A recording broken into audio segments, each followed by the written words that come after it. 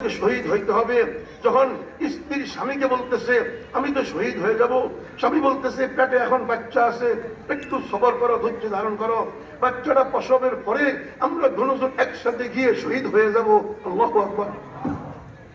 মাহবুবুল্লাহ কাসেমি সাহেবের সামনে আমর বিল মারুফ নাহি আনিল মুনকারের মন্ত্রী বলতেছে, হুজুর এই শিশুর মা যখন প্রসব করলো বাচ্চা, 3 দিন বাচ্চাটাকে তারা আদর করলো, লালন পালন করলো, 3 দিন পরে সুন্দর কাপড় দিয়ে পরায়া, দুধ ভালো করে খাওয়ায়া প্রতিবেশী খালাম্মার কাছে অর্পণ করে দিল।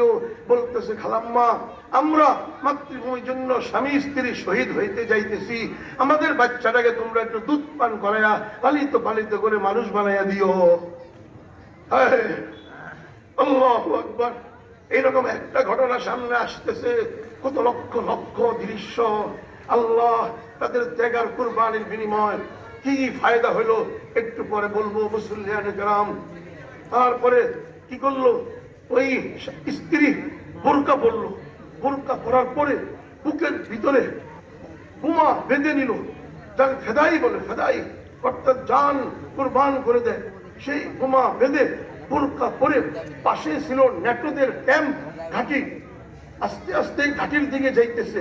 যখন ঘাঁটির দিকে যাইতেছে 19 June US, America, France, German NATO বাহিনী তাকে ঘেরাও করে ফেলছে, আস্তে আস্তে ঘেরাও করতেছে। মহিলাও কৌশলে পা পা পা পা করে সামনে গেছে। মেইন ঘেটে যাওয়ার পরে আল্লাহু আকবার বলে নিজের বোমার সুইস্টিক দেওয়ার সাথে সাথে নিজেও শহীদ।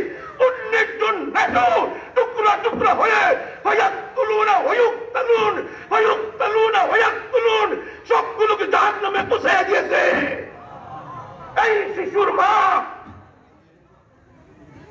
এই রকম যুবতী নারীরা একজন যদি থাকে ইহুদি খ্রিস্টান সোজা হয়ে যাবে।